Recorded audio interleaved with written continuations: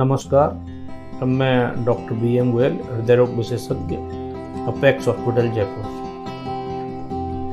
हर साल हम लोग विश्व हृदय दिवस मनाते हैं 29 सितंबर को।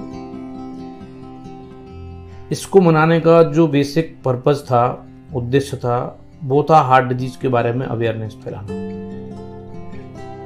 हार्ट डिजीज किसको ज़्यादा होती हैं, कौन इसके लिए रिस्क पे होते हैं और उसकी रोकथाम के लिए हम क्या कर सकते हैं, ये इसका एक मूल उद्देश्य था कि पूरे विश्व में किस तरह से हृदय रोगों से होने वाली मृत्यु कम की जा सके, उससे होने वाली परेशानी, मॉर्बिडिटी कम की जा सके। इसी क्रम में आज मैं आप लोगों के साथ कुछ बातें शेयर करना चाहूँगा इस विश्व हृदय दिवस के उपलक्ष्य में।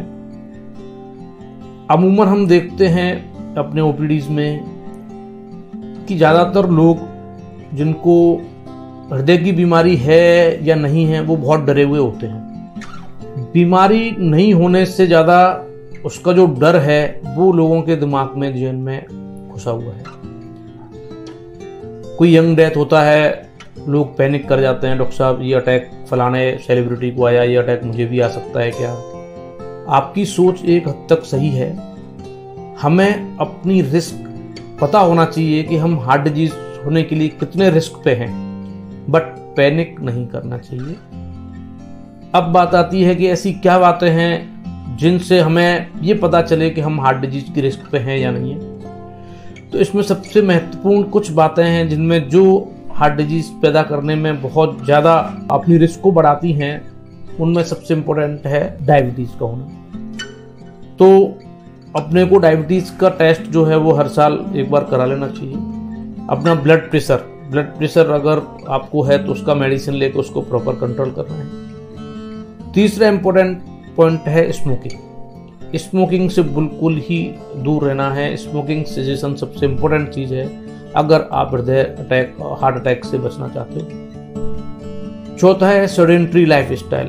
अपनी लाइफ को थोड़ा एक्टिव करें, एक्सरसाइज करें। एटलीस्ट 30 मिनट की एक्सरसाइज पर डे अपन करेंगे तो हृदय रोगों से होने वाला खतरा काफी कम हो जाएगा।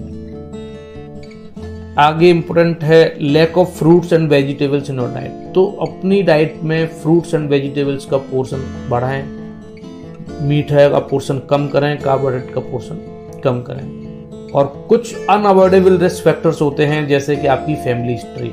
तो अगर अपनी फैमिली में किसी को प्रीमेच्योर कोरोनरी आर्टरी डिजीज है, यानी 50-55 साल से कम उम्र पर किसी को कोई हार्ट अटैक वगैरह होता है, तो वो जनरेशन बाई जनरेशन अपने जनरेशन में होने का रिस्क बढ़ जाता है। तो ये एक नॉन मॉडिफाइबल रिस्क फैक्टर है।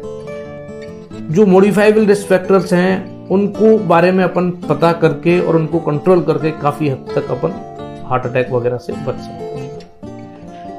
एक और बहुत इंपॉर्टेंट बात जो अभी पोस्ट कोविड एरा में देखने को मिली है, प्री कोविड एरा की तुलना में पोस्ट कोविड जो टाइम आया है उसमें कुछ हम लोगों को देखने में मिला है कि incidence of heart attack specially young लोगों में, स्पेशली उन लोगों में जिनमें कोई रिस्क फैक्टर नहीं है, वो एक अपने को ज़्यादा मिल रहा है। तो वो एक बहुत डायरेक्ट लिंक नहीं है, बट ये एक प्रेवलेंस स्टडी है कि पोस्ट कोविड एरा में और अटैक की इंसिडेंस जो है ज़्यादा हुई है। कार्डियोमायोपैथी का इंसिडेंस ज़्यादा हुआ है जिसमें कि अपनी मांसपेशियां कमज़ोर हो जाती हैं और मरीज का सांस भरने लगता है। तो इन सब चीज़ों को बचने का जो बेस्ट तरीका है वो है स्क्रीनिंग। और स्क्रीनिंग का मतलब होता है कि जब आपको कोई सिम्टम्स नहीं है तब भी अपन अपने जो रेगुलर स्क्रीनिंग टेस्ट रिकमेंडेड होते हैं, लाइक शुगर, ब्लड प्रेशर और कोलेस्ट्रॉल, ये जो टेस्ट हैं वो अपन नियमित रूप से कराते रहें और